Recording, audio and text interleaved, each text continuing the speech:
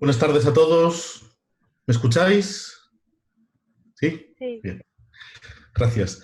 Pues bienvenidos a todos a esta clase de instituto. Gracias por estar una semana más aquí. Bienvenidos a algunos alumnos que veo por el nombre que es la primera vez que estáis aquí.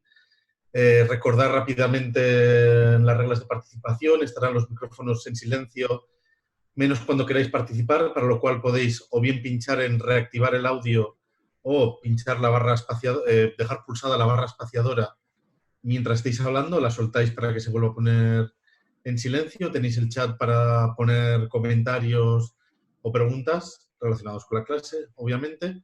Y podéis usar también el levantar la mano virtual desde participantes para que yo pueda estar al tanto y así os podamos dar pie en el momento correcto.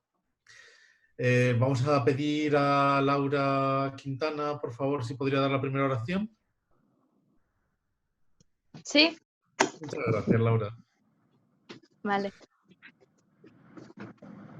Nuestro querido llamado Padre Celestial, Padre, en esta tarde te damos las gracias por un día más de vida que nos has dado, por esta gran oportunidad de estar en esta clase de instituto, de a pesar de la situación que estamos, podemos alimentarnos espiritualmente. Darte gracias, Padre, por el tiempo del maestro, la preparación que tiene, por el amor y por el tiempo de Miquel. Pedirte, Padre, que en esta clase podamos estar atentos a la influencia de tu espíritu, que podamos aprender y adquirir conocimiento y fortalecer nuestro testimonio. Te amamos mucho, Padre, y pedirte que en esta clase podamos tener la mayor participación posible para que todo pueda ser muy ameno. Y pedirte que puedas bendecir a aquellos jóvenes que están conectándose o por conectar. Y te dejamos esta oración en nombre de Jesucristo. Amén. Amén. Muchas gracias, Laura. Muchas gracias. Solo comentar, es la clase número 5. Os he mandado un documento antes por correo y por WhatsApp. Lo estaremos revisando. Compartiré yo la pantalla para que todo el mundo lo podáis leer. Y ya damos paso a Faustino, que es el maestro. Muchas gracias, Miquel, por todo el... Si no fuera por Miquel, este curso no se podía hacer, porque yo sé hablar, pero no sé usar las manos con estas cosas que hay aquí. Así que muchas gracias, Miquel, por tu ayuda, que yo creo que no le dejan dormir, porque está día y noche conectado con el mundo.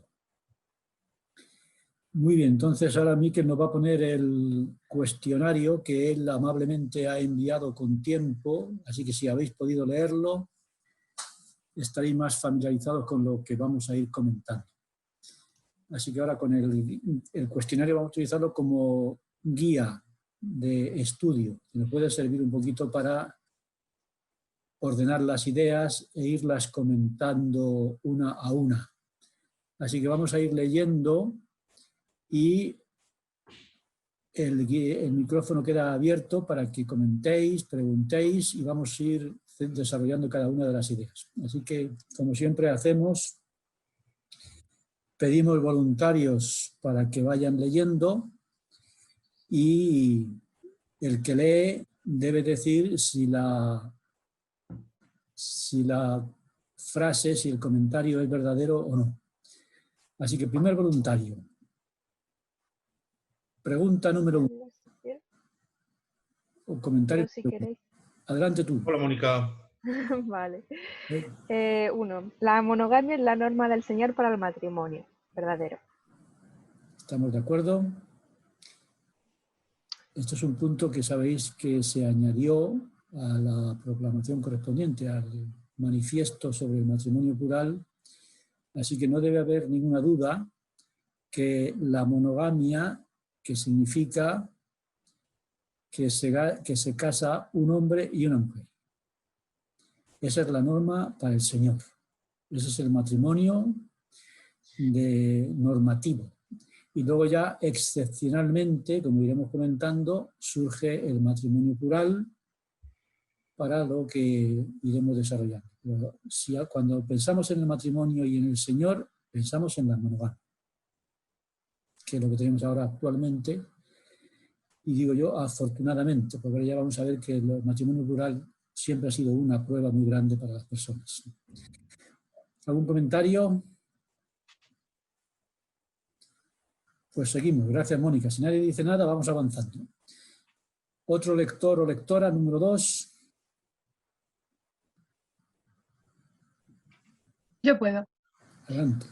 Dice, el matrimonio plural o poligamia es una excepción que debe establecer el Señor por medio de sus profetas. Verdadero. ¿Estamos de acuerdo? ¿Algún comentario sobre este punto? ¿Quién quiere hacer una explicación, una tesis doctoral sobre este asunto? A mí me gustaría comentar, solo brevemente, leyendo en el manual también me gusta cómo se explica este punto, porque creo que a veces es algo que las personas confunden, ¿no? Cuando escuchan lo del matrimonio plural, es como que salta enseguida la alarma, incluso a veces es difícil de comprender, pero algo que me gusta es lo importante que es esto, ¿no? Que cuando se ha dado este mandamiento, no es algo que viene del Señor, no de los hombres, y cuando es algo que sale de los hombres, entonces es incorrecto, ¿no? Y de hecho lleva luego a distintos problemas, como también se explicaba en la lección. Entonces, algo que me ayuda a entender mejor este punto del matrimonio plural a mí es esto, ¿no? Cómo los mandamientos vienen de Dios y cualquier cosa que no venga de Dios, que venga solo del hombre, ahí es cuando hay que tener cuidado. Y está dirigido por los profetas. El profeta es el que dirige este mandamiento. Sabemos, por ejemplo, que en el libro de Mormón no está permitido el matrimonio plural. En la Biblia sí, en el libro de Mormón no. Dios expresamente dijo, no hay matrimonio plural en la época del libro de Mormón. Pero como estabas comentando, algunos dijeron, pues yo me aprovecho porque como en la Biblia sí, y lo he visto, entonces ya se convierte en una iniciativa personal, está en contra de la voluntad de Dios. Solamente cuando Dios lo dice y administrado por el profeta personalmente. Y nadie por su cuenta puede decidir hacer algo en ese sentido porque el Señor lo ha dejado bien claro. Muy bien, perfectamente. Tres. Olga quiere comentar algo. Perdón, quería que una cosa que de este tema me ayudó también a entender este tema de poligamia, que, bueno, me puedes ayudar, pues, sino como el libro de Mormón, cuando Dios mandó a hijos de Leí volver a Jerusalén a traer las hijas y familia de Ismael, dice allá para crecer una generación para Dios, ¿no? No me acuerdo cómo dice exactamente el libro de Mormón. Pues entonces cuando José Smith recibió este mandamiento de poligamia, era también para crecer una generación para el Señor. Pues es que el Señor quería que crezca una generación justa y digna, pues de cualquier manera que Él nos manda, o nos manda a volver a traer una familia, o nos manda a establecer poligamia. Eso es como, Él sabe de qué manera prefiere, pero la idea y la meta era así, para que crezca una generación. Vale. Que la voz se ha ido, parte de la voz. Repite, Olga. ¿Escuchaba bien a mí o no? La última frase se escapó. Ah, vale, que quiere decir que la meta era así, para poligamia, para que crezca una generación de los hijos justa, pues da igual, la meta era así, da igual como Dios luego nos va a mandar a hacer de esta manera. O traer una familia de Jerusalén o hacer poligamia, no sabemos, pero la meta era así, solo que era una... Ese es un punto muy interesante. Eso que dice Olga es muy importante, ahora ya que surge lo podemos comentar si queréis. En el Antiguo Testamento el matrimonio plural no era un problema, el problema era no tener hijos. Es decir, recordáis que Jacob fue a buscar esposa para no cometer el mismo error que Esaú, que se casó con 2 eteas, no ateas, pero más o menos, ¿no? Entonces, claro, Rebeca, no siempre me confundo con Raquel o Rebeca. Rebeca era la madre de Jacob, ¿no era eso?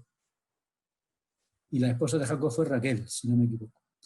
Entonces Rebeca le dijo a Isaac, dice, si Jacob también se casa fuera del convenio, se acabó, ¿no? Ya Esaú ha abandonado el convenio, si Jacob hace lo mismo, prefiero morirme. Entonces Isaac tomó la iniciativa y dijo, mira, vete a casa de mi pariente y allí busca esposa dentro del convenio. Y él fue a buscar una y salió con 4. ¿De quién fue la iniciativa de que saliera con 4 y no con una? Entonces, él quería una sola esposa y las esposas son las que, las mujeres son las que promocionaron. ¿Para qué promocionaron el matrimonio plural en el caso de Jacob? Porque querían tener más hijos.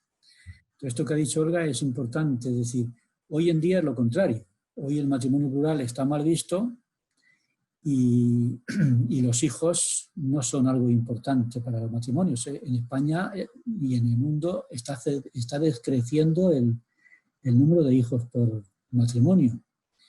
Pero en la época del Antiguo Testamento, el matrimonio plural, como bien ha dicho Olga, era una herramienta al servicio de las familias grandes, tener muchos hijos, y la angustia de una mujer era no tener hijos. ¿Por qué? Pues porque querían conectarse con el Mesías cuando naciera y demás. Entonces, hoy no se da tanta importancia a los hijos. En aquella época era más importante tener hijos que otra cosa. Entonces, a las mujeres no les importaba compartir el marido, pero lo que sí querían era tener hijos.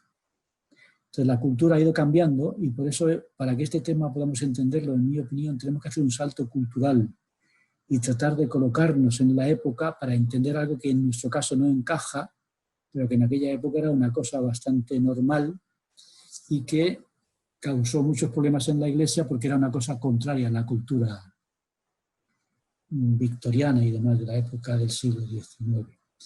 ¿Algún comentario más? Gracias, Olga. Seguimos avanzando entonces y lo iremos desarrollando también en los siguientes puntos. ¿Quién va a leer el número 3?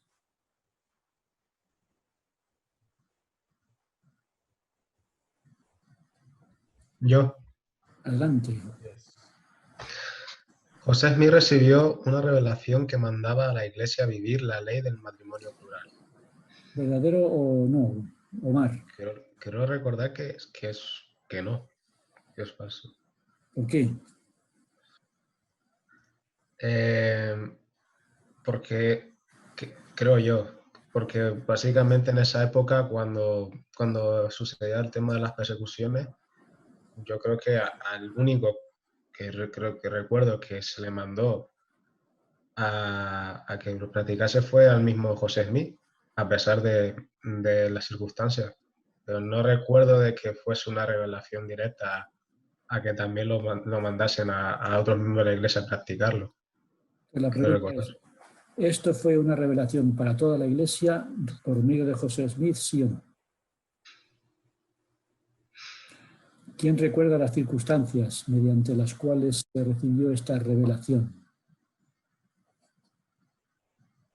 Aunque luego se comenta también por ahí, pero podemos irlo desarrollando ya que surge con el comentario de Omar. José Smith, recordáis que recibió el mandamiento de revisar la Biblia.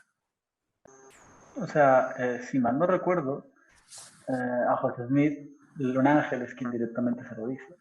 Sí, eso. Lo aprendí en Santos, pero le dice... Perdón. Sí, fue un mandamiento por medio de un ángel, ¿no? Yo no le he puesto las preguntas porque me parecía un poco violento, pero sí, ahí está escrito. Entonces, José Smith revisaba la Biblia y él vio lo que vemos todos, ¿no? Que los patriarcas vivían en matrimonio plural. Entonces, José Smith hizo la pregunta, ¿por qué? ¿Y qué le dijo el Señor? Lo hicieron porque yo se lo mandé. Y a continuación le dijo, y hay que restaurar todo lo que había en un principio, incluido el matrimonio plural. Entonces, esto que estaba comentando Omar, aquí esta pregunta es ¿verdadera o no? Creo que es verdadera, porque si mal no recuerdo, el matrimonio plural se instaura junto con el sellamiento, con la ordenanza del sellamiento. Es decir, cuando se restaura el sellamiento, también se restaura el matrimonio plural. Y no se hace solamente para José Smith. Que lo haga poco a poco, lo hace por tema de prevención o prudencia, creo. Para evitar lo que decía Omar, ¿no? Las persecuciones que esto podría crear. Pero sí, fue un mandamiento para toda la Iglesia, pero como comenta Omar, y esa es la idea, fue poco a poco. No fue una cosa que se estableciese generalmente de golpe, sino que empezó poco a poco con José Smith y lentamente se fue creando. Y la cosa fue muy lenta precisamente por eso, por el miedo que había a las persecuciones y las consecuencias. Ya bastante problemas tenía la Iglesia como para que añadiéramos otro más, ¿no?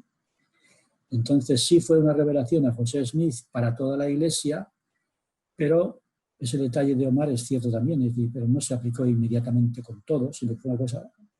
Y además siempre es una ley restrictiva. No, hay estudios que podéis ir ahí supervisarlo, que yo no lo he incluido, de porcentaje de miembros que la vivieron. Y no todos los miembros lo vivieron, porque no todos los miembros tenían permiso para hacerlo, ni tampoco todos estaban dispuestos a, ¿no? Así que es un mandamiento que Dios dio por medio de José Smith a toda la Iglesia, se aplicó poco a poco y no con todos. Hay un porcentaje que lo aplicaba y otro porcentaje que no, porque era restrictiva, no es una ley general, como estamos comentando. Pero sí, era para toda la Iglesia, pero restrictiva, controlada, digamos así, por la revelación por medio del profeta. Pero es importante saber esto, que fue Dios el que lo mandó. No es que de repente José me dijera, hombre, Abraham tuvo varias esposas, pues yo también. Y los demás dijeron, pues nosotros también. Y de repente se fueron apuntando todos como si aquello fuera una cosa, ¿no?, voluntaria, ¿no? Dios lo mandó y como estabas comentando hace un momento, José no se atrevía por muchas razones que ahí se explican en la lección y finalmente el Señor tuvo que decirle, esto es un mandamiento que hay que cumplir y al final ya se empezó a cumplir poco a poco. ¿Algún comentario más o pasamos a la número 4? ¿Quién lee la 4? Yo puedo. Adelante. Vivir el matrimonio plural fue una de las leyes más difíciles de la Restauración, tanto para las mujeres como para los hombres. ¿Verdad? ¿Verdadero? Uh-huh. Fue difícil para ambos. He puesto primero las mujeres, porque ellas tenían una carga más grande, pobrecillas, pero también para los hombres fue difícil. Fue un mandamiento que si leéis por ahí en el manual, que yo no lo he registrado en el cuestionario, fue una prueba de refinamiento, casi de purificación, porque no era, alguno piensa que aquello fue una cosa que la gente la recibiera con entusiasmo, como si aquello fuese, ¿no? Pero no, era una ley que era muy difícil para hombres y mujeres y causó mucho sufrimiento a muchas personas. Y en cierta manera pues sirvió de refinamiento espiritual, de purificación mediante las dificultades que eso supuso. Y fue difícil practicarlo, luego fue difícil dejarlo. Si estudiáis bien toda la historia del matrimonio plural, fue muy difícil a los miembros aceptar algo tan nuevo y tan contrario a su cultura y a su moral, y después cuando ya se convirtió en una cosa ya, digamos, establecida en la Iglesia, quitarla fue también un trauma, porque suponía una revolución interior que descomponía muchas cosas que se habían estructurado. Por eso digo yo que era algo que luchaba o se enfrentaba a la cultura, y una vez que se establece, el problema es otra vez quitarlo de nuevo. Fue un trauma el establecimiento y quitarlo después, como podéis ir leyendo en el manual y en las ampliaciones que hay en la bibliografía. ¿Un comentario? Así que fue una prueba de fe. Difícil. Tanto cuando se puso como cuando se quitó. Eso ya lo he leído yo, pues nada, la 6ª. Yo puedo leer. Adelante. No se dieron instrucciones claras de cómo vivir esa ley del matrimonio plural, tan ajeno y contrario a la moral de la época. Y esto provocó malentendidos y dificultades en su aplicación. ¿Verdadera? Muy bien. ¿Y por qué es importante este punto? Para entender... Porque muchas personas como se aprovecharon y dijeron como unas personas realmente estaban cumpliendo el mandamiento, pero otras no. Estaban utilizando para tener relaciones sexuales. Y luego el hecho de que no tengamos mucha información, primero provocó esto que comentas y también problemas para su aplicación y después también para el estudio posterior de lo que pasó. Estas cosas conviene tenerlas en cuenta porque después las conclusiones que se sacan o que se saquen tienen que basarse en informaciones que, como vamos a ver, no siempre eran suficientes. ¿Algún comentario más sobre el punto 6? Pasamos entonces al 7. Adelante con el 7.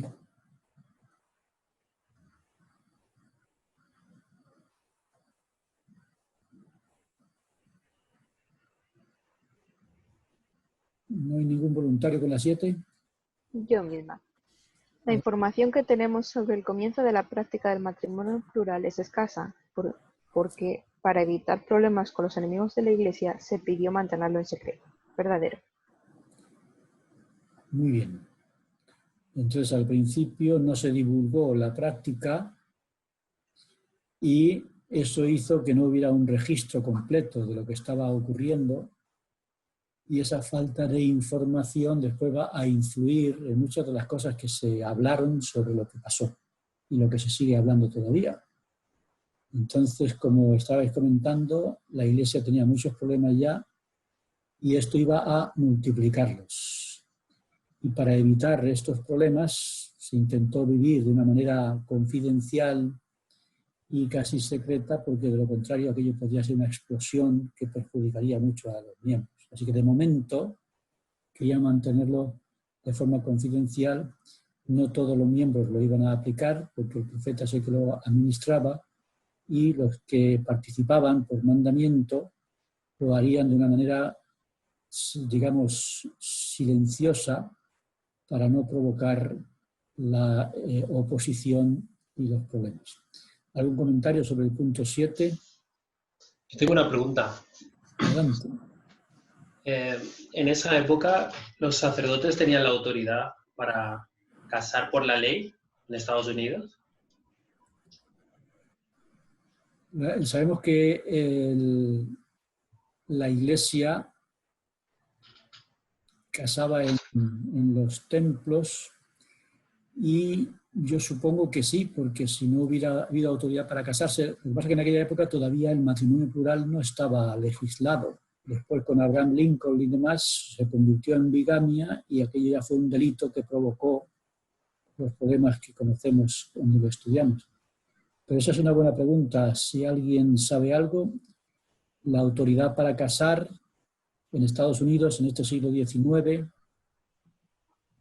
¿cómo se administraba? En el caso de Nabú, me imagino que no hay problema porque allí era una ciudad, casi una ciudad-estado, y la autoridad estaba en la iglesia.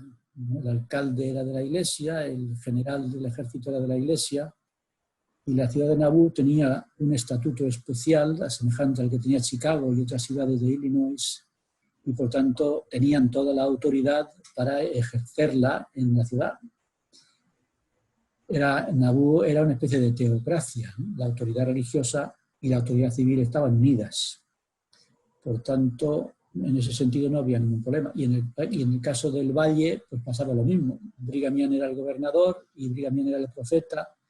Entonces la autoridad civil y eclesiástica estaban fundidas tanto en Nabú como en el valle, hasta que finalmente la autoridad, digamos, de los Estados Unidos en el este empezó a tomar medidas y a ir cambiando las cosas. Pero si fuera Nabú o el valle, la teocracia daba a las autoridades de la Iglesia el poder civil para efectuar casamientos.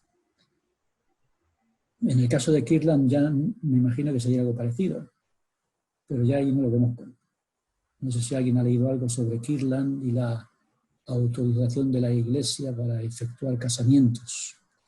Pero en Nabú y en Utah, en el valle de Seret, en aquella época y demás, en el territorio, no había ningún problema porque se fundía lo civil con lo religioso en los miembros de la Iglesia. Eso es lo que yo diría, y si alguien quiere añadir alguna cosa al comentario de Abraham. Pues no iba a añadir algo al comentario de Abraham, pero sé lo de la información. Es decir, según Ley en Santos, la primera edición, José Smith amonestaba públicamente contra lo que vendría a ser la práctica de la poligamia en sus discursos. Él decía que tener varias mujeres era algo erróneo, y los miembros que la estaban ya practicando en secreto autorizados por él entendían que se refería a la práctica de tener concubinas sin estar dentro del convenio, porque, y esto ya es una suposición propia, supongo que había diferencias, es decir, el convenio implicaba tener un cuidado completo, es decir, cada una de las parejas era como una familia, entonces se tenía que dedicar a esa persona como si fuera una familia, se tenía que dar sostén, o sea, no era como simplemente tener varias parejas, me divierto, no, era como tener varias familias y la tremenda carga que eso implicaba. Entonces, supongo que esas diferencias eran lo que, o esas cosas eran lo que marcaba la diferencia en los discursos de José Smith a la hora de amonestarlo públicamente. Aunque bien es cierto que falta información, pero sí es muy importante tener en cuenta lo que el convenio en sí mismo y su formalidad implica. Un matrimonio como convenio y demás. Muy bien, pues muchas gracias. Seguimos avanzando y poco a poco las preguntas se irán complementando y desarrollando este tema. En este caso con la número 8.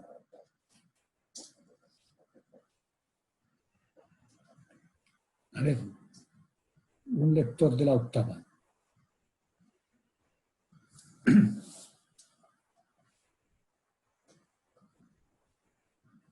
Venga, yo mismo. Cuando los santos se trasladaron a Utah... Sí, yo mismo, si quieres. Adelante, Jorge. Cuando los santos se trasladaron a Utah, los dirigentes de la Iglesia reconocieron públicamente la práctica del matrimonio plural. Sí, ahí fue un momento donde de alguna manera...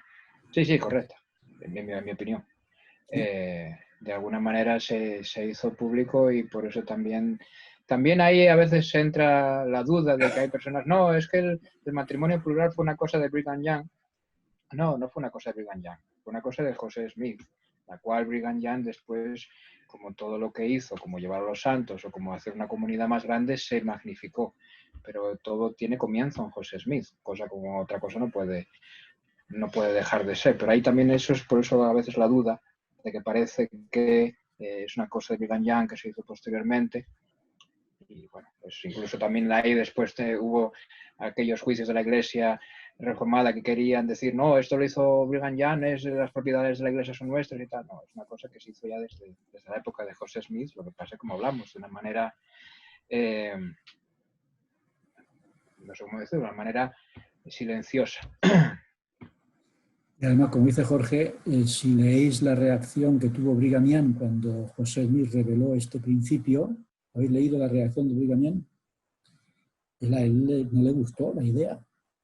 Le costó mucho trabajo aceptarla hasta que finalmente se fue aceptando lo que el Señor mandó por medio del profeta. Pero como bien dice Jorge, esta revelación vino por medio de José Smith porque fue parte de la restauración desde el principio. Y luego Brigham Young, como un profeta, pues siguió administrándolo, como todos los demás profetas, hasta que Woodruff emitió ¿cómo se llama ese? El manifiesto. El manifiesto, mediante el cual pues, se acababa la práctica, por las razones que ya sabemos, que aquí no se desarrollan, pero que están perfectamente descritas en la historia de la Iglesia. Es que además, ¿tienes un segundo, Faustino? Es que además una cosa que a mí una cosa que me sorprende también es, me causa respeto las afirmaciones de esta gente. Agradezco que no sea mi época, pero también, vamos a ver, no hay nadie que participara que inicialmente quisiera hacerlo. Y todos manifiestan que lo hicieron porque tuvieron una visión, una manifestación espiritual, un sueño, vieron un ángel, vieron cosas que les cambiaron su idea y les convirtieron a un principio. Entonces, son vivencias reales. Hay cosas que superan más el gusto personal o no por un principio. Esta gente se esforzó por vivir este principio, cosa que de alguna manera vale de ejemplo para nosotros cuando en algún momento tengamos que vivir algo que sabemos que es cierto, pero que nos cueste hacerlo, ¿vale? Y a mí siempre me resultó algo de respeto, el que esta gente, todos testifican que han tenido una experiencia espiritual que les convirtió al principio y que lo vivieron, que no había unas grandes algarabías al principio, porque además, sinceramente, lo que importa de este principio, y muchas veces es lo que llama la atención, es el tema de las relaciones íntimas.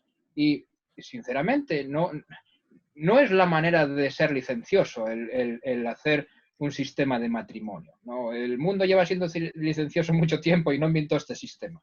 Entonces, al final es un principio espiritual y la gente, todos testifican cómo han cambiado y de qué manera no podían negar que el principio era cierto. Gracias, Jorge. Con principios así, y como bien dice Jorge, en algunos otros en la Iglesia nos puede ocurrir lo mismo. Y hay cosas en la Iglesia que nos cuesta mucho trabajo aceptar por ser muy nuevas o muy diferentes o lo que fuere, y entonces es la oración la que nos tiene que ayudar a hacer una especie de lo que llaman en griego la metanoia, ¿no? Un cambio de mente. Tiene que haber una transformación interior que nos ayude a aceptar cosas que por nuevas y diferentes son muy difíciles. Y como bien dice Jorge, los primeros miembros o tenían una experiencia espiritual o no podían aceptarlo, era algo imposible, no encajaba en sus neuronas, no encajaba en su cultura. Incluso algunas hermanas decían que si no les ayudaba el espíritu, se sentían que estaba yendo en contra de la ley de castidad, ¿no? Al compartir el esposo. Entonces es una situación muy, muy complicada y siempre Dios acude a ayudarnos para resolver por medio del espíritu y experiencias especiales las dificultades de aceptar cosas que son demasiado nuevas para nosotros. Muchas gracias, Jorge. ¿Algún comentario más o pasamos a la novena? ¿Qué dice la novena? Tengo otra pregunta. Pregunta antes. Has dicho antes que el guardar este mandamiento fue casi una purificación para los miembros en esa época. Y yo entiendo que por el mandamiento te purificas cuando lo cumples. Sin embargo, ¿cómo te purificas en ese ambiente? O mientras lo estás guardando, ¿cuál es ese proceso en el que sientes que estás siendo cambiado? No sé cómo explicarlo. Por ejemplo, la ley de sacrificio, sabes que te lleva a la bendición de dejar de ser tú mismo para ser alguien mejor a través del esfuerzo.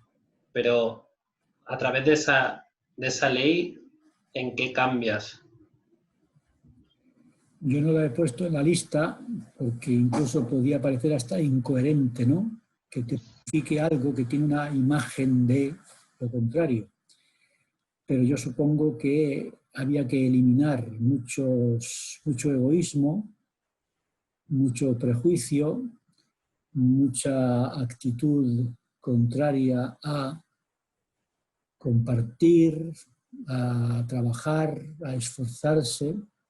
En el caso de la mujer era muy complicado, ¿no? Porque claro, compartir al marido, me imagino que no sería nada fácil, ¿no? Y muchas de ellas sufrieron la soledad, ¿no?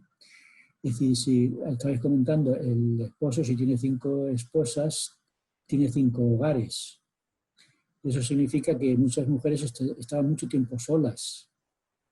Y para que él pudiera estar con todas las familias y cuidar de todas ellas, entonces eso suponía un gran sacrificio para él, el ir cuidando de tantas familias y mucho sacrificio para ellas sentirse solas cuando el marido no estaba con la familia de ella.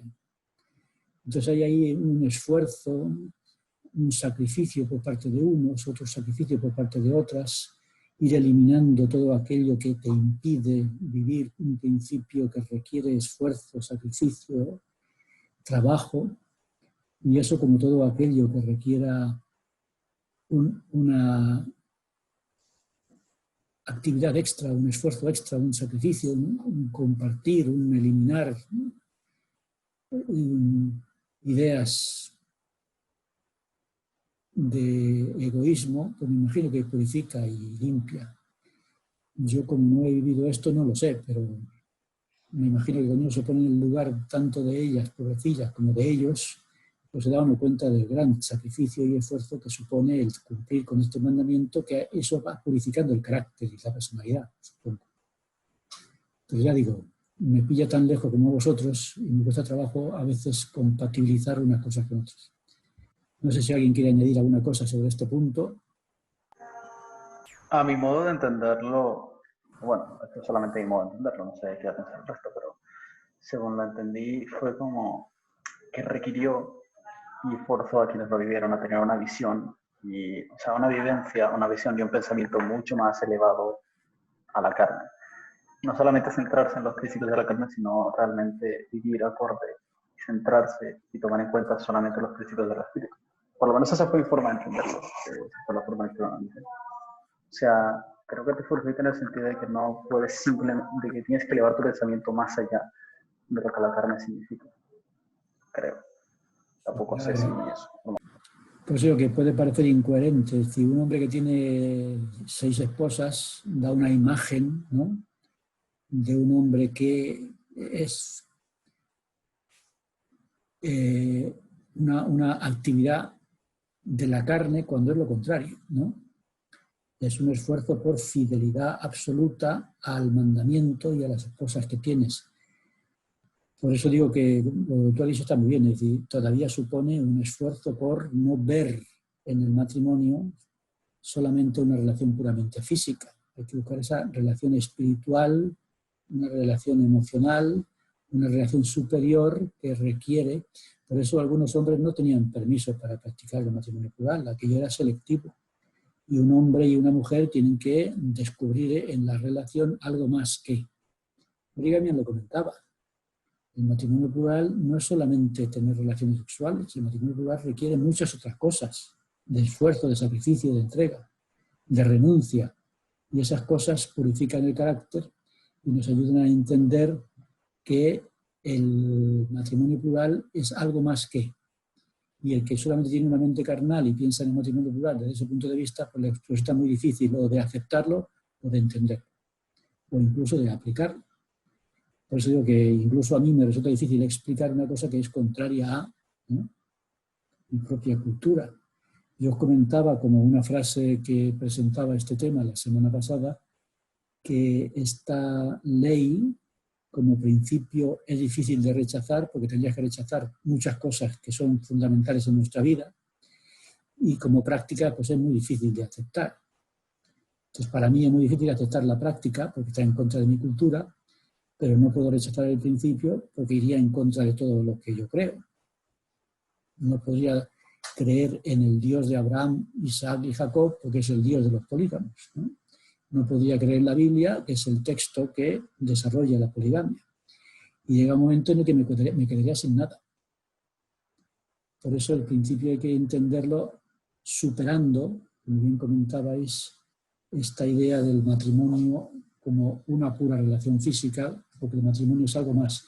Incluso los matrimonios fracasan cuando no son capaces de superar el aspecto puramente físico. Los matrimonios tienen éxito cuando van más allá. Y en el matrimonio plural es ir más allá aún que en el matrimonio monógamo. Por eso es una experiencia difícil y que Jorge comentaba que requería una experiencia espiritual para aceptarla, entenderla y aplicarla adecuadamente. Y no creo que todo el mundo esté preparado para vivir esa ley adecuadamente, porque requiere una superioridad espiritual para que aquello no se convierta en una orgía, que es todo lo contrario. Pero tenemos que hacer una revolución casi interior, profunda, para ver el matrimonio plural como algo distinto de lo que el mundo ve. Y si me permitís el comentario, hoy en día, y creo que no sé si lo comentaba el otro día, hoy en día el adulterio y la promiscuidad no tienen ninguna condena, y sin embargo el matrimonio plural sí. Y si alguien dice que el cantante cuyo nombre me callo tuvo 100 amantes, pues eso no pasa nada. Se convierte en el protagonista de la revista Lecturas y de los programas del corazón. Y la gente lo ve pues, como un héroe del machismo. Pero eso no puede ser. El matrimonio plural no es eso. El matrimonio plural es lealtad y es fidelidad. Y sin embargo hoy se permite la promiscuidad, el adulterio y la infidelidad, y sin embargo no se permitiría la bigamia y se irías a la cárcel. Aunque seas un hombre que tengas 2 esposas, 3 esposas, en el caso de los humanos tienen 4 y son fieles a las 4 y viven perfectamente en las leyes del matrimonio. Pero si un hombre tiene una esposa y 20 amantes, no pasa nada. pero si tiene 3 esposas ya hay un... ¿Y es por qué? Pues porque ese salto cultural es muy complicado para nosotros. Y cuando un miembro de la Iglesia entra aquí, pues tiene que hacer un salto muy grande y requiere la ayuda del Espíritu, si no es muy difícil. Tanto para las mujeres como para los hombres. Y esto es lo que uno intenta descubrir al estudiar este tema tan complejo y tan alejado de nosotros. Comentario. Yo creo que hay una escritura en el Nuevo Testamento que dice que las cosas de Dios, el poder de Dios solo se comprende con las cosas ya creadas o vistas a veces. Y yo creo que este mandamiento está tan lejos de nosotros, de nuestra cultura, que es más difícil ver las bendiciones porque no conocemos quizá a nadie que haya tenido que guardar. No es lo mismo como cualquier otro mandamiento que dice, sí, yo doy testimonio de que gracias a esto he recibido aquello. Pero en ese mandamiento, como está tan lejos de nosotros, a veces no es tan fácil ver esas bendiciones. Pero yo recuerdo en mi misión, se habló de este tema, un 70, de Cornés, y él dijo que de todas aquellas personas y familias que vivieron la poligamia, la mayoría de esas familias habían salido líderes muy poderosos en la iglesia. La mayoría, era como una bendición para aquellos que pagaron el precio. De hecho, él era uno de ellos y preguntó a la gente, habían varios que habían salido de esas familias. Y es posible que para esa persona sea más fácil de entender. Por ejemplo, el presidente Ayrin. El presidente Ayrin, su padre, era hijo de un matrimonio poligamo. Entonces, los que lo han vivido lo entienden mejor, porque lo tienen más cerca. Así que esta lección requiere un esfuerzo muy grande para entender algo tan ajeno, tan distante, pero que en realidad cuando abrimos la Biblia está ahí. En la Biblia está continuamente. Ahí, de vez en cuando hacéis comentarios ahí muy interesantes que casi no los puedo leer, y eso complementa lo que estamos diciendo. Y tienen muchísimos descendientes después. Ya va a terminar. Que es lo que estamos diciendo, ¿no? Las razones, ¿no? Crear un pueblo, que es decir, la gente fiel tenga más hijos, eso sería una buena solución para este mundo. Que los que son capaces de criar hijos adecuadamente tengan más hijos que los que no son capaces de, ¿no? Bueno, pues seguimos y vamos desarrollando poco a poco. Rápidamente, el número 9 dice...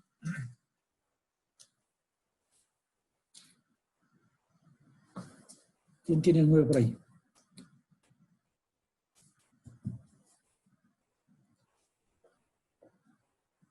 Yo puedo.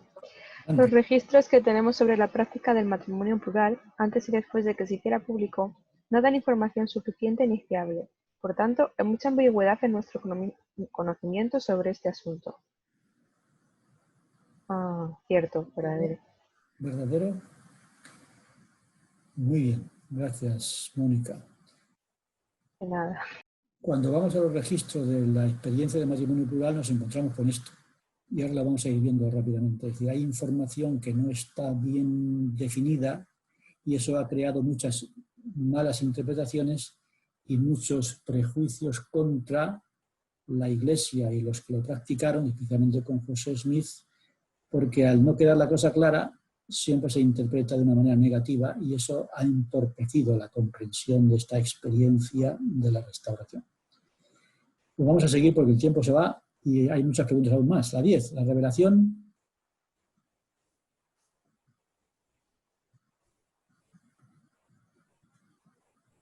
Venga, anda, digo. La revelación sobre el matrimonio plural se registró en 1843, pero se recibió en parte en 1831, cuando José Smith preguntó a Dios por qué algunos patriarcas como Abraham, Isaac y Jacob y reyes como David y Salomón tuvieron más de una esposa. Dios le respondió que él fue quien lo mandó y ese mismo mandamiento se dio a la Iglesia por medio de José Smith. Sí, no, es verdadero. José Smith, cuando estuvo traduciendo la Biblia, fue cuando empezó todo, en 1831-32. Él ya conocía al principio. Lo cual, además, en mi opinión, hace ver que era sincero, porque si había otros propósitos, ostras, lo pones en funcionamiento muy rápido, pero tardó muchos años. No sé si me explico. Me costó mucho porque primero no quería hacer sufrir a Emma y tampoco quería hacer sufrir a la Iglesia, aquello que se iba a convertir en una prueba y lo fue ciertamente durante mucho tiempo. Gracias, Jorge. Faustino, perdona, tengo una pregunta. En la misma pregunta 10, es que, a ver, yo la relaciono con la escritura de Jacob 2, que habla un poco sobre esto mismo, que ahora parece que los nefitas están empezando con el matrimonio plural. Ahora sí, yo pienso que no sé si la pregunta está bien o no, o soy yo que me estoy explicando mal, pero en algunos casos, por ejemplo, la poligamia sí se permitió para algunas personas, como por ejemplo Abraham, Isaac y Jacob, pero David y Salomón no. Fue todo lo contrario, no, ellos lo hicieron por pura lujuria. ¿No? ¿Me equivoco? Lo que dice la Escritura es que en el caso de David y Salomón, lo que no se aprobó, no que no se aprobara el matrimonio plural, lo que no se aprobó es que se casaran fuera de lo que Dios permitía. En el caso de Salomón, pues que se casó por razones políticas, ¿no?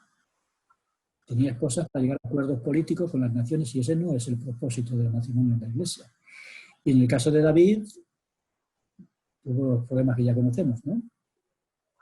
Que no fue el matrimonio plural, sino adulterio. Entonces, el Señor dice, las esposas que yo les di, no hay ningún problema. El problema son las esposas que ellos tomaban fuera del convenio y de lo que Dios prometía, o del Dios permitía. Entonces, en el caso de Salomón, no es que se casara muchas veces o pocas, es que se casó fuera del convenio y eso no está en armonía con lo que Dios decía. Pero sí es cierto que en el caso de David y Salomón, el Señor rechazó parte de los matrimonios que ellos tuvieron. Pero otros que estaban en armonía con el mandamiento no hubo ningún problema. Pero ahí sí hubo ciertamente, como bien dices, problema con parte de los matrimonios que estaban fuera del mandamiento. Eso sí es cierto. Ok, muchas gracias, Faustino.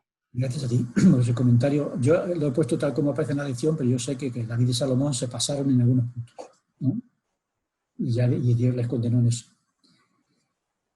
Muy bien. Mari Carmen había levantado la mano. Mari Carmen. El matrimonio plural es uno de tantos principios que Dios mandó restaurar en esta dispensación. Yo creo que es verdadero. ¿Algún comentario, Mary? Entonces es muy importante que cuando Dios mandó la restauración incluía el matrimonio plural. En la sección 132 hay más cosas, dice ahí. Jorge. Entonces es importante saber que la restauración incluía muchas cosas, incluso el matrimonio plural, para sorpresa de José Smith, que no esperaba que incluyera algo así, que pensaba que quedaba en el pasado, pero Dios quiso restaurar también ese principio con las razones que ya hemos comentado y que seguimos comentando. Muy bien, pues si no hay ningún comentario más, seguimos porque hay muchas preguntas. Entonces, sí, Faustino, si me permites un comentario. Adelante. Digo, que el matrimonio plural no fue el único mandamiento, digamos, que se restauró, que luego hubo que dar un poco de marcha atrás, o ser más selectivo en el aspecto. Por ejemplo, el de la consagración, por ejemplo. Es algo también muy difícil para cumplir para muchos miembros de la Iglesia y muy, muy difícil de aceptar. Aquello fue un fracaso. Y puede que incluso hoy en día muchos no estemos preparados para vivir la ley de consagración. Pues no, el diezmo es la que va preparando el camino. Pero sí es cierto que el Señor le habría gustado que se vivieran ciertos principios y los miembros no estaban preparados hasta el punto de que finalmente tuvo que quitarlo. Y es una pena haber perdido la ley de consagración, ¿no? Pero bueno, se quedó el diezmo y ahí está como prueba para nosotros. Pero sí es verdad que Dios quiso restaurar muchas cosas que no se han podido restaurar porque no estamos todavía preparados para tantas cosas. Y el matrimonio plural es una de las cosas que se restauró y luego Dios fue misericordioso al quitarla porque el mundo no estaba preparado para aceptarla y yo pienso que incluso tampoco algunos miembros. Y quitarlo fue la solución a muchos problemas, aunque eso también creó otros, porque hubo miembros de la Iglesia que se inactivaron cuando se puso y otros que se inactivaron cuando se quitó. Entonces muchas veces no sabemos, ¿cómo decimos?, en qué palo ahorcarnos, ¿no? Porque se acepta como malo una cosa y luego se acepta como buena y Dios a veces dice, yo no sé qué hacer con estos. Si dejarlos cojos o mancos, porque una cosa u otra siempre crea problemas. Muy bien, pues gracias por eso. Seguimos ahí rápidamente. ¿Qué fue entonces el 12? Lo leo yo. En la época de José Smith, la monogamia era la única forma legal de matrimonio en los Estados Unidos y como sabía que su práctica iba a crear muchos problemas a la Iglesia, cuando recibió el mandamiento lo dio a conocer al principio solo a las personas cercanas. ¿Eso es verdadero? ¿Verdadero? Muy bien. Como decía Jorge, sí, no estaban deseando vivirlo. Aquello iba a ser una carga. Bueno, no. Bueno, o sea, era legal en Estados Unidos, pero la instauración de la poligamia fue de forma progresiva en la Iglesia. Pero la monogamia era legal en Estados Unidos. Entonces es... La poligamia iba poco a poco, cuando ya se dio a conocer es cuando ya hubo una explosión legal, creció la bigamia, como decía, el matrimonio plural como delito, y se convirtió en bigamia, ese es el nombre que recibió, y a partir de ahí empezaron los problemas que aquí no vamos a ver, pero que puedes analizarlos. Muy bien, más cosas, rápidamente. El 13, parece ser que...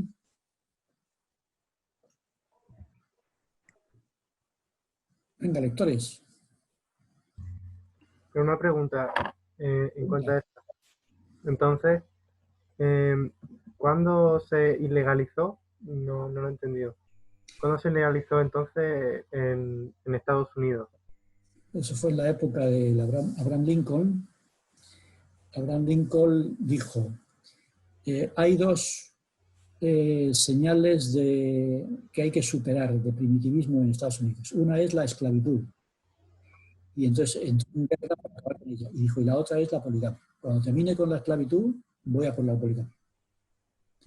Y en efecto, cuando ya se acabó el problema de la esclavitud, entonces empezó la legislación y poco a poco empezaron a salir normativas que la convirtieron en ilegal y a partir de ahí pues la Iglesia empezó a sufrir las consecuencias de estar fuera de la ley.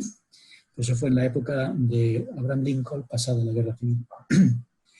En el manual de historia de la Iglesia se desarrolla muy bien y muy interesante todo el proceso y lo difícil que fue en aquella época y que provocó finalmente la revelación que acabó con el matrimonio plural.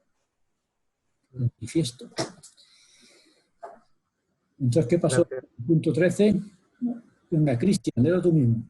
Vale, dice, parece ser que José Smith empezó a cumplir el mandamiento a mediados de 1830, contrayendo un matrimonio plural en Kirtland con una mujer llamada Fanny Alger, después de recibir el consentimiento de ella y de sus padres. No hay información de las conversaciones entre José Smith y Emma sobre este matrimonio. No sé, la verdad, como dice 1830, yo diría que es falso, ¿no? Porque decía que recibió la revelación en 1831, entonces, si esto es antes, yo creo que sí es falso, pero bueno, no sé si los hechos son verdaderos. Bueno, para que al principio, ¿cuándo empezó? Se pone a mediado, dice Jorge. Entonces ya en 1830 ya la revelación estaba dada. Pasa que la revelación vino lentamente hasta que finalmente José Smith tuvo que vivirla, la vivió en Kirtland y no hay mucha... Esta fue la primera vez y la pregunta sería, bueno, ¿y qué pensaría Emma? No tenemos información, pero sí es cierto que este fue el principio de lo que poco a poco luego se iría ya generalizando lentamente. Así que es verdadero. Muy bien, 14. Después de...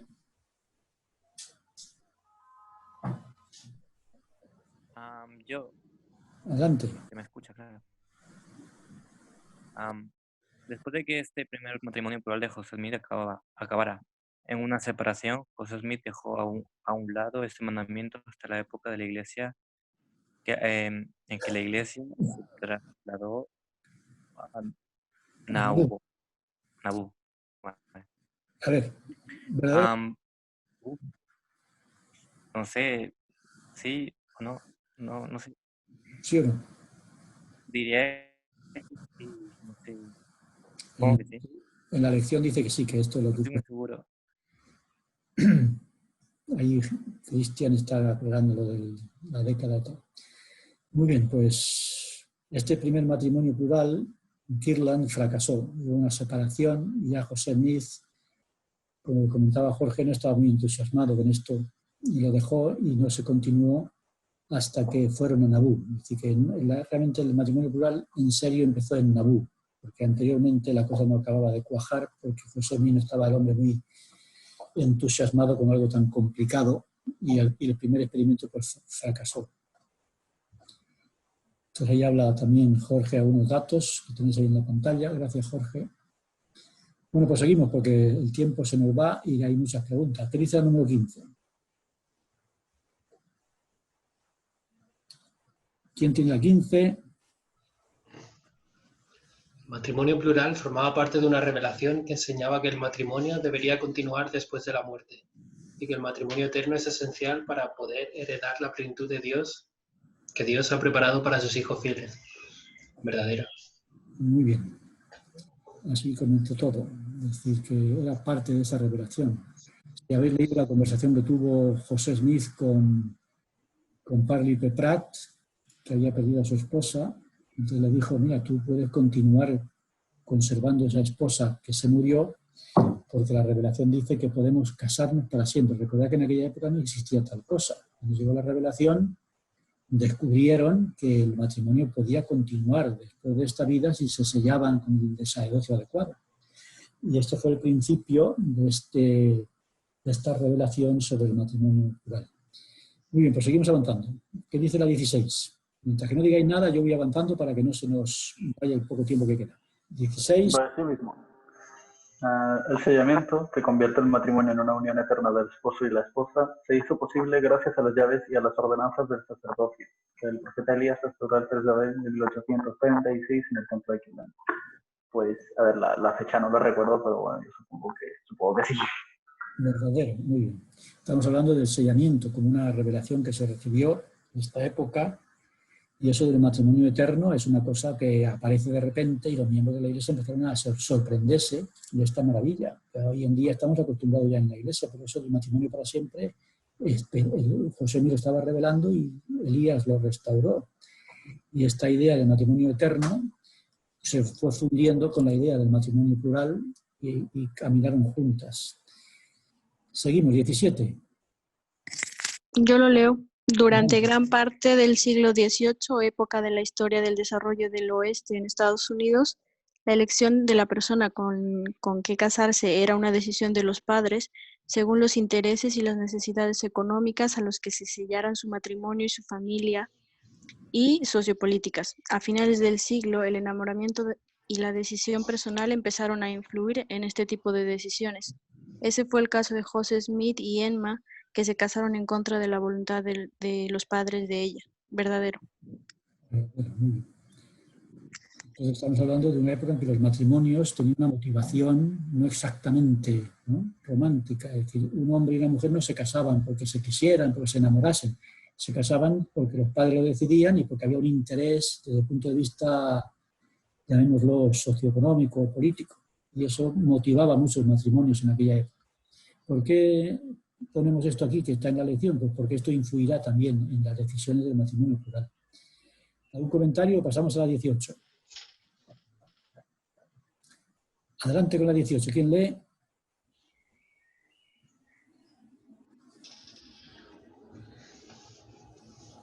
Yo lo leo, Faustino. Dice, en la Iglesia, la motivación de muchos de los miembros de esta época para practicar el matrimonio plural era religiosa. La esperanza de vivir en la presencia de Dios con los miembros de la familia, según las promesas de recibir la exaltación en los mundos eternos. Pues ya he puesto que verdadero, no sé. ¿Estáis de acuerdo? Muy bien, gracias, Daniel. La motivación del matrimonio era tener las bendiciones de la exaltación, las bendiciones de las glorias que se recibían en la eternidad. Entonces, igual que decíamos que había hombres y mujeres que se casaban y no era porque se amaran y se hubieran enamorado, sino porque había un interés familiar en esa conexión entre este hombre y esta mujer, aquí también había personas que se casaban pensando en la exaltación. Es decir, se convertía la exaltación en la razón para el matrimonio. Y esto es interesante porque ahí hay una motivación en lo que vamos a ver a continuación. Es decir, un hombre y una mujer.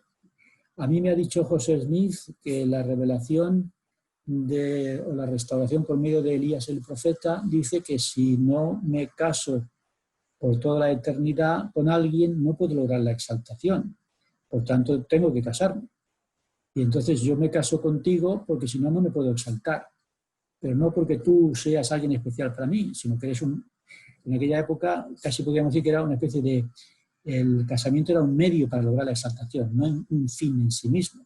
Y eso causaba una motivación a veces espuria con respecto al verdadero, la verdadera razón para el matrimonio. Me caso porque si no, no me exalto. Me caso porque si no, no logro la vida eterna. Y entonces el matrimonio era un medio más que un fin. Entonces no importaba con quién te casaras, con tal de que fuera en el templo y así lograr la exaltación. Que es algo parecido a lo que decíamos antes. Se casaban porque el padre, la madre ha dicho, cásate con esta persona porque esa conexión familiar es importante en lo económico, en lo político, en lo social, etc. Entonces, los intereses individuales no influían gran cosa, sino los intereses generales, no exactamente románticos, como decimos, ¿no? Seguimos entonces, el 19, si nadie comenta nada, seguimos adelante.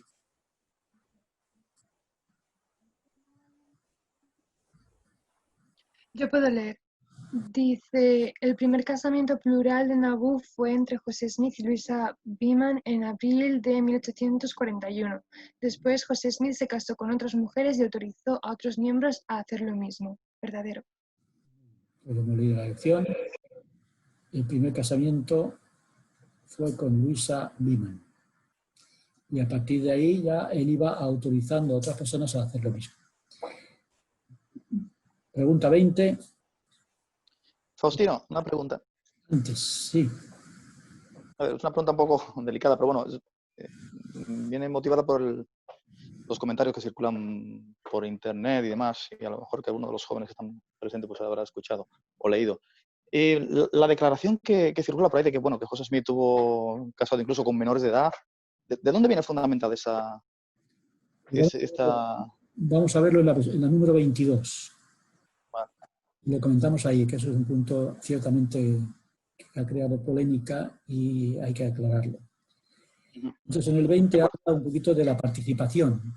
La participación, si hacemos un estudio del número de hombres y mujeres que participaron en el matrimonio plural, tanto en Nauvoo como en el valle del lago Salado, nos damos cuenta que no eran tantos. Y hay unas estadísticas, ahí están, que comentan el punto 20. Así que en un principio estos casamientos no eran tan generales ni tampoco se dieron a conocer.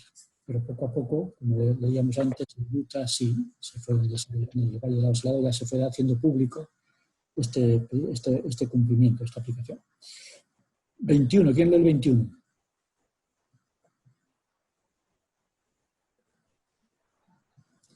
Este es un punto muy interesante. Venga, alguien que lo lea y lo comente. En matrimonio plural había dos tipos de sellamientos. Sellamientos para esta vida y también para la eternidad. Y sellamientos solo para la eternidad. Únicamente en los primeros sellamientos había la posibilidad de que los cónyuges tuvieran relaciones sexuales.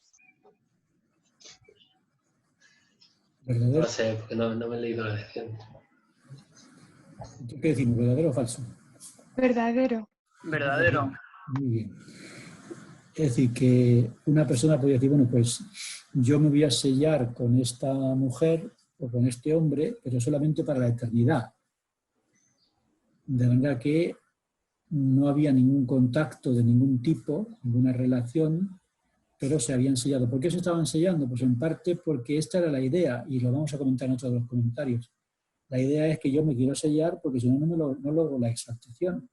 Entonces yo no me sello para esta vida, las circunstancias que pueden ser distintas en cada caso, como vamos a ver en algunos puntos, pero sí quiero morirme sellado o sellada, porque si no, no logro la exaltación. Entonces había sellamiento para la eternidad y digamos que no había la intención de vivir en esta tierra juntos, sino tener un requisito para poder lograr la exaltación después.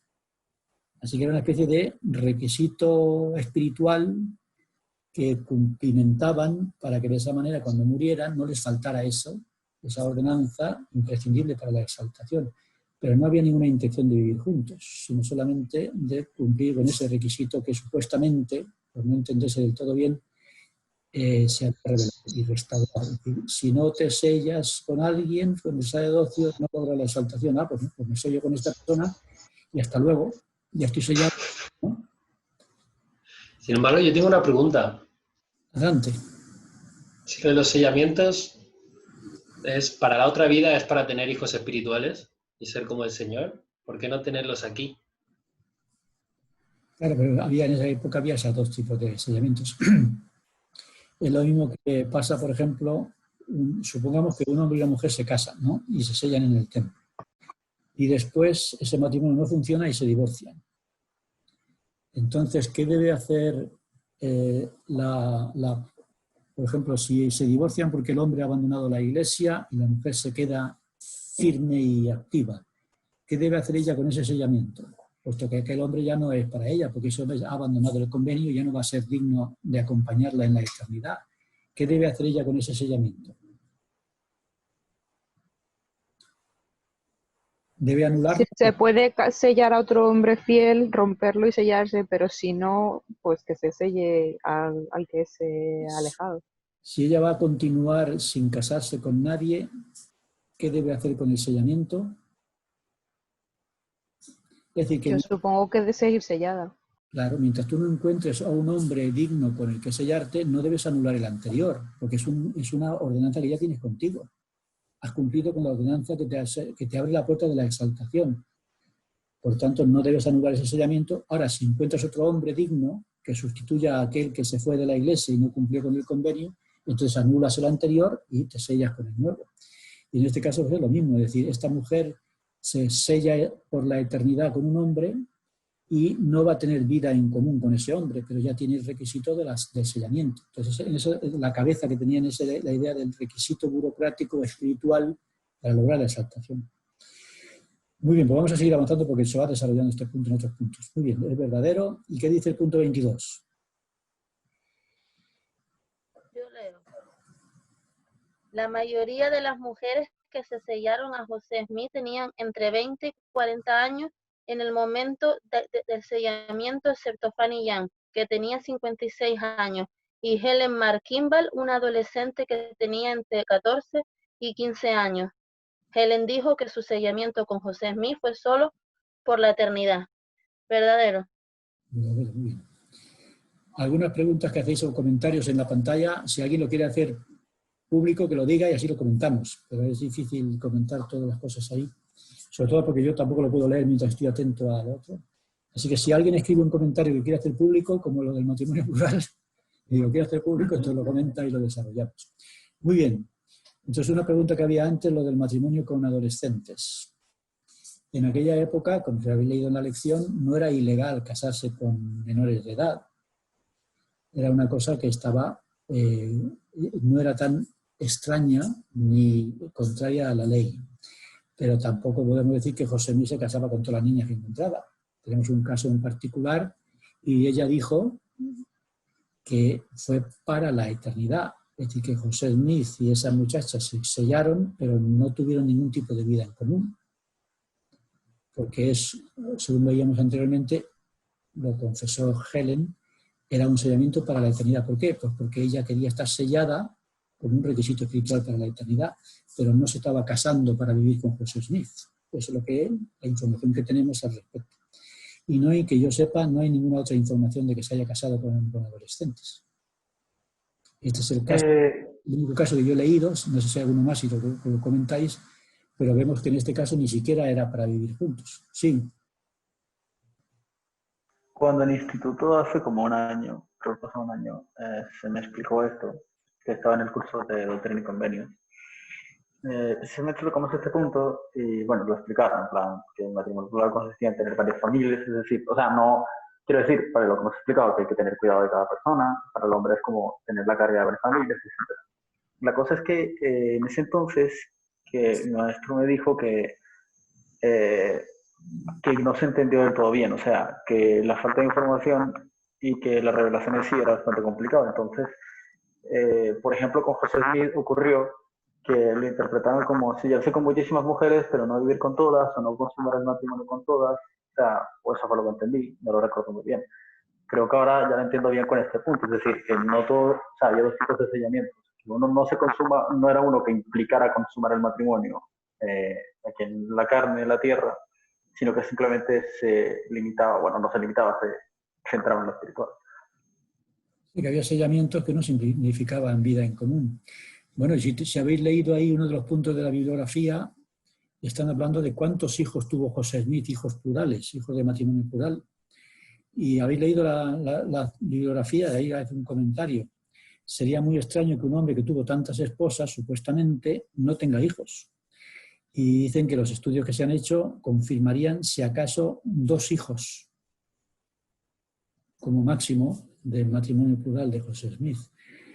Por tanto, es una cosa, es lo que decíamos antes, como no hay información suficiente, por la forma en que se tuvo que vivir al principio, pues no hay muchos datos que nos permitan sacar conclusiones claras. Los comentarios antimormones pues dan, por supuesto, muchas cosas y las multiplican y convierten aquello en un ataque directo contra José Smith y la Iglesia cuando no hay datos suficientes para ello. Y aquí tenemos un dato concreto de un casamiento con una menor. En aquella época no era un problema casarse con menores. En este caso es la única y ella dijo que no vivió con José Smith, que fue un matrimonio para la eternidad, según comentábamos anteriormente. Esta es la información que tenemos y esta es la información que incluye el manual. Seguimos, 23. Yo leo. Adelante. En los registros de los casamientos plurales de José Smith encontramos que después de su sellamiento con Luisa Bigman, aparece sellado con varias mujeres que estaban casadas. Y esto ha sido la causa de muchas elucubraciones y críticas contra el profeta. Creo que es verdadero. Verdadero, ¿no? Muy bien, pues vamos a desarrollarlo con el punto siguiente, que lo completa un poquito más. Se acusa a José Smith de casarse con niñas y con mujeres casadas. Y uno dice, madre mía, entonces José Smith era un maníaco, ¿no?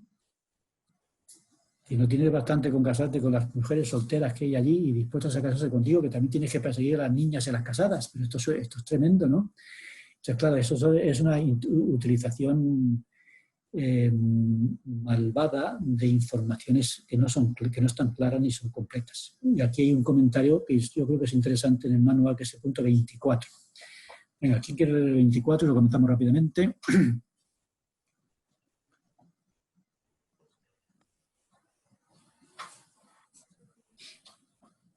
Ánimo.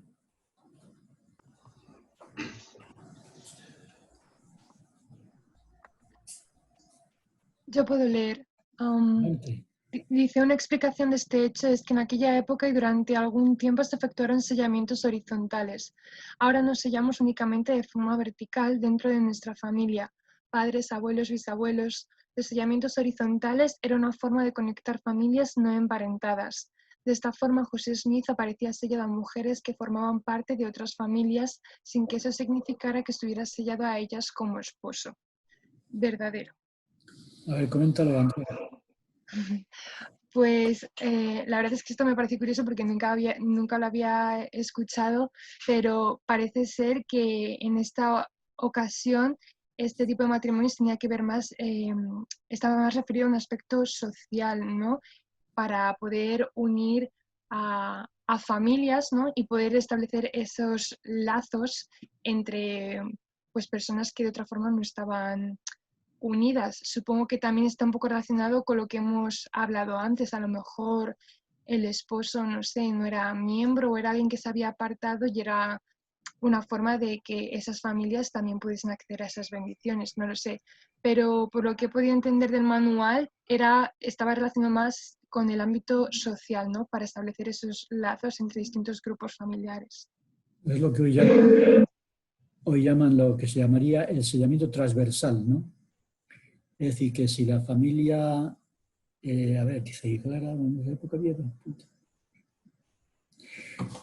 Entonces escribís cosas por ahí y luego si queréis las hacéis públicas. Mientras tanto, ahí lo vais. Y no, Jorge ha contestado a Clara y gracias. Estaba esperando para no interrumpir y leer la pregunta. Pero Entonces gracias. sí hay muchas respuestas en varios niveles. Muy bien, muchas gracias, Jorge.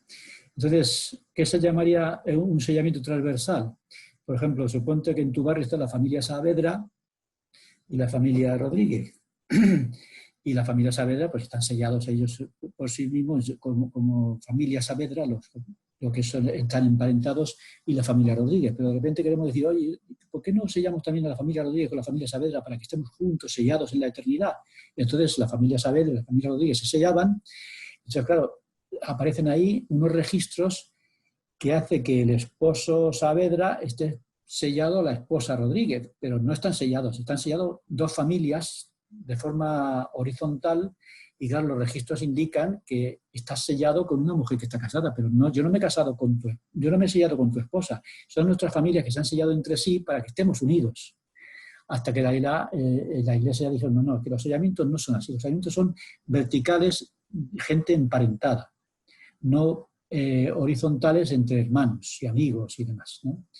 Y eso es lo que hace que de repente surjan registros extraños donde José Smith está sellado a mujeres casadas y dice uno, pero ¿qué es esto? No es que José Smith se sellara con la esposa de aquel, es que la familia Smith se selló con la familia tal, ¿no? La familia Kimball. Entonces, claro, esos cruces en los sellamientos pareciera convertir a José Smith en perseguidor de mujeres casadas. Incluso hasta le acusaban, son los disparates que leemos ahí y no están documentados. Llegaba José Smith, se enamoraba de una mujer casada y decía, bueno, pues ahora mando al esposo a la misión y aprovecho que está en la misión él para sellarme con ella. Eso es que yo no sé, me imagino que los que conocemos un poquito la historia de José Smith, su biografía y su carácter y demás, no se lo imagina uno, ¿no?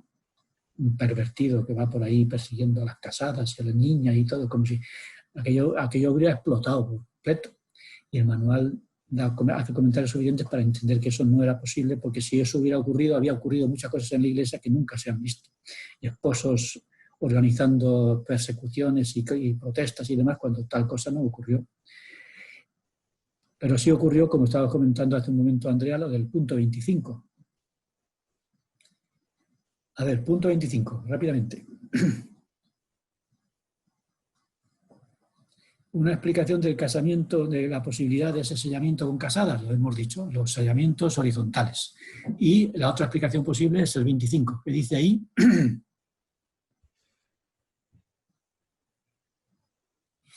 ánimo, alguien que no tenga miedo a leer. Yo leo, Faustino. Dice, otra explicación posible es que la enseñanza sobre la necesidad de estar selladas a hombres dignos por el sacerdocio, cuando salieran de este mundo, hizo que las mujeres que estaban casadas con hombres que no cumplían con este requisito buscaban estar selladas por la eternidad con un hombre que sí lo cumpliera, mientras vivía con su esposo en esta vida. Bueno, pues ya está marcado. A ver, coméntanoslo, Daniel. Que, a ver, parte de lo que se decía antes. Muchas personas decían, yo quiero ganar el título de la exaltación, ¿no? Entiendo. Y por eso me voy a sellar a un hombre que sea digno, pero con quien mantengo mi vida es con el hombre que estoy casado en la actualidad. ¿No es así? En este caso serían sellamientos para la eternidad, ¿no? Exacto. Yo tengo mi esposo y voy a continuar con él, pero yo sé que en la otra vida no puedo contar con él porque no es digno de la exaltación y por tanto no es digno de continuar conmigo en la exaltación. Así que me sello con alguien para tener compañía en la eternidad, pero yo sigo con mi marido. Y en ese caso, pues el registro diría que ese hombre está casado, sellado con una mujer que ya está casada. Pero era un sellamiento para la eternidad, iniciativa de la mujer para no perder la exaltación, que era un requisito del sellamiento. Entonces esos son comentarios que tratan de explicar algo que es inexplicable, que de repente un hombre aparezca sellado a mujeres que ya están casadas. Y estas son unas posibles razones por la falta de información que crea esa ambigüedad que comentábamos en uno de los puntos anteriores. Muy bien, Daniel. ¿Qué dice el 26? Ya falta menos. Han levantado la mano Mari Carmen. Mari Carmen, ¿quieres decir o quieres leer? El matrimonio plural fue una prueba difícil para los miembros de la Iglesia. Para Emma, por ejemplo, fue una experiencia dolorosa ver a su esposo casarse con otras mujeres y sus sentimientos sobre el matrimonio plural eran una mezcla de aprobación y quejas. ¿Verdadero?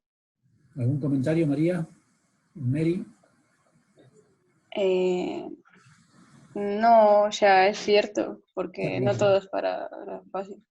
Fue difícil para Emma. Unas veces lo aprobaba, otras veces no. Y la pobre pues sufrió las consecuencias naturales, ¿no? De algo completamente contrario a su cultura y a su espíritu. Muy bien, gracias, Mary. 27.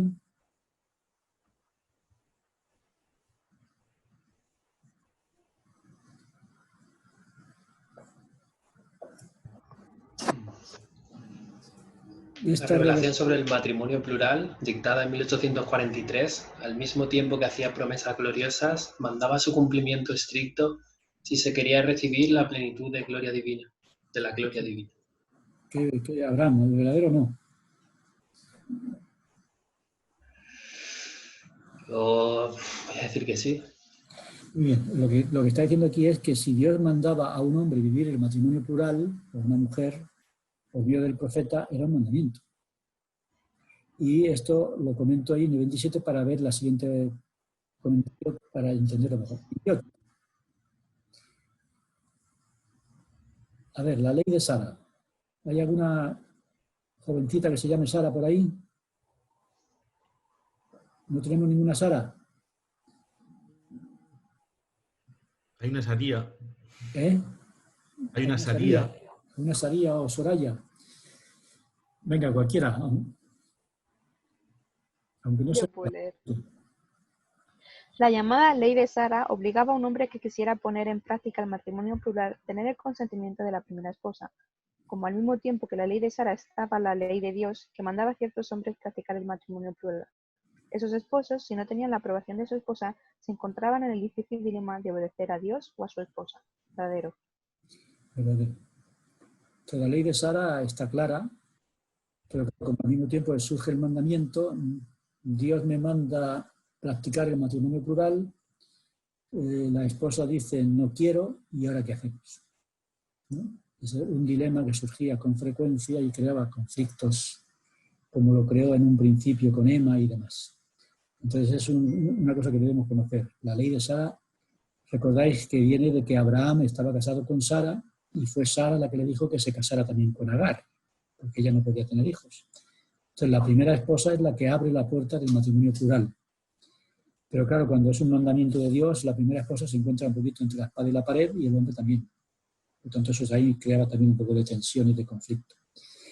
Si no hay ningún comentario, vamos ya con la última pregunta, o el último comentario, mejor dicho.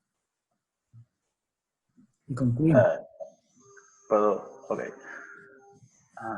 Dios ha declarado que la monogamia debe ser la norma para el matrimonio, excepto que Él mande o autorice la poligamia, con el propósito de levantar posteridad entre su pueblo, como explica Jacob en el libro de Mormón, Jacob 2:30.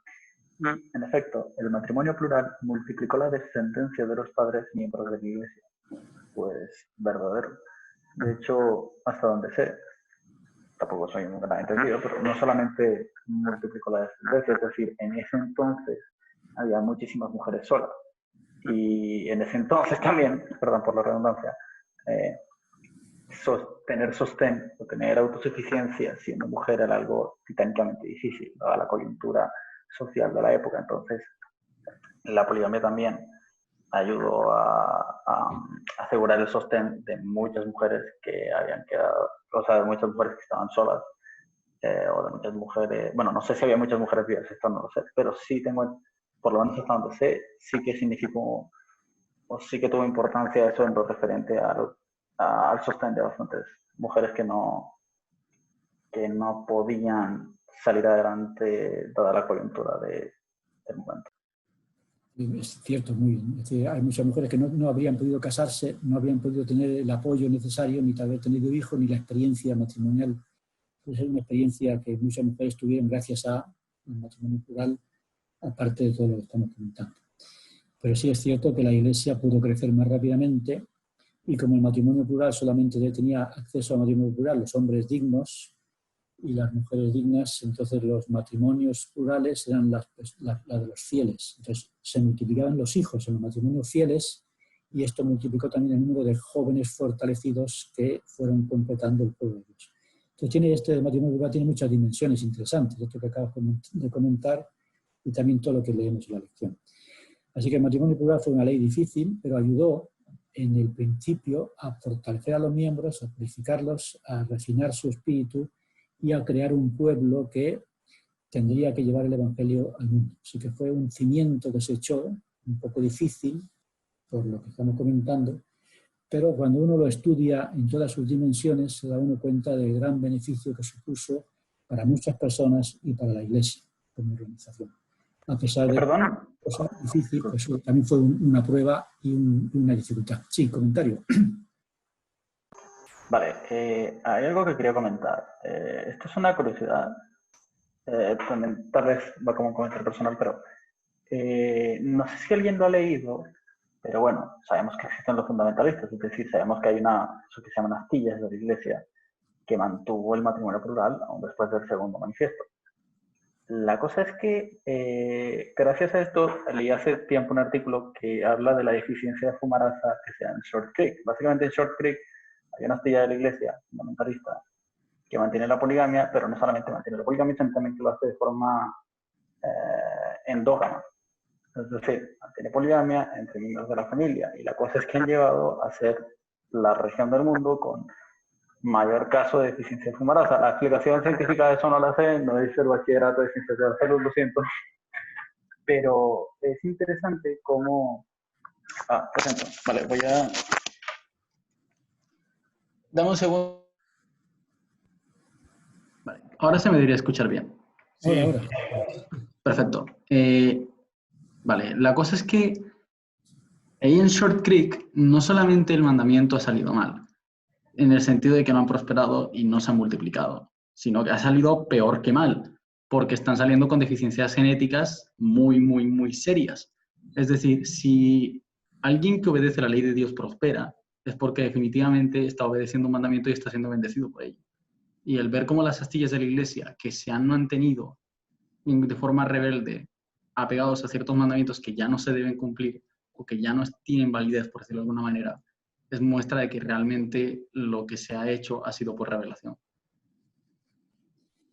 La mano de Dios se tiene que manifestar y, como bien comentabas, creo que tú también, las experiencias espirituales fueron necesarias para que esto empezara, funcionara y se estableciera, hasta que se consideró oportuno de acabar con la experiencia una vez que se cumplió el propósito y se tuvo que liberar a la Iglesia de la presión que suponía la persecución y demás. ¿Algún comentario más sobre este matrimonio plural?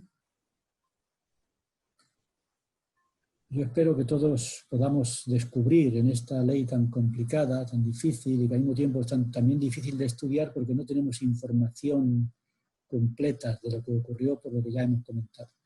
Pero es importante que tengamos una experiencia al respecto.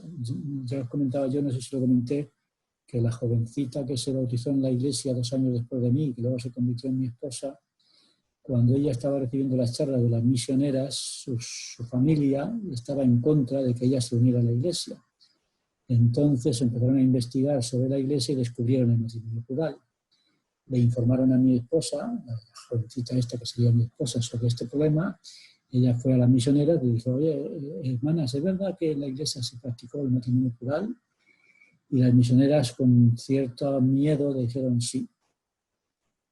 Entonces dice que aquello fue para esta joven, mi futura esposa, fue muy difícil en el principio, pero dice: yo me puse de rodillas, oré y sentí del Espíritu que era de Dios. Y lo acepté y se bautizó, y le resulta más difícil de entender ahora que en aquella época, porque eso es un asunto que depende, ¿no?, de los momentos y demás. Pero sí es un principio que hay que someter a oración después de estudiarlo bien, porque si no tenemos una información completa, la oración se apoyará en una información incompleta. Ya hemos dicho que la revelación se apoya en la información. Por eso esta lección debería ser solamente el principio de un estudio personal que nos permita conocer a fondo este asunto, que tiene muchos matices sociológicos, psicológicos y demás, y espirituales, por supuesto. Y una vez que uno lo comprende del todo y lo somete a oración, lo integra en su interior como parte de una restauración que Dios llevó a cabo el siglo XIX. Muy bien, pues si no hay ningún comentario más, nos preparamos ya para la próxima clase. La próxima clase es otro desafío igual, ¿no? Así que estudiarlo a fondo y nos preparamos un buen cuestionario y lo desarrollaremos entre todos para entenderlo lo mejor posible. Muchas gracias por vuestros comentarios, por vuestros añadidos al cuestionario, y creo que entre todos hemos desarrollado lo que sería un cimiento de lo que tenemos que cada cual individualmente desarrollar después.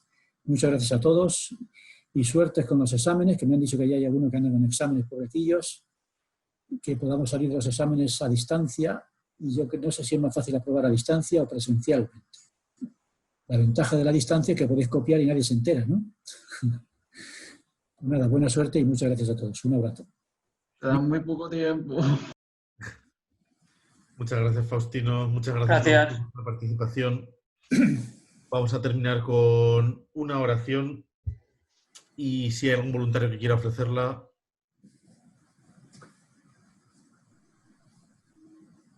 Miguel, lo puedo dar yo si quieres. Muchas gracias, Daniel.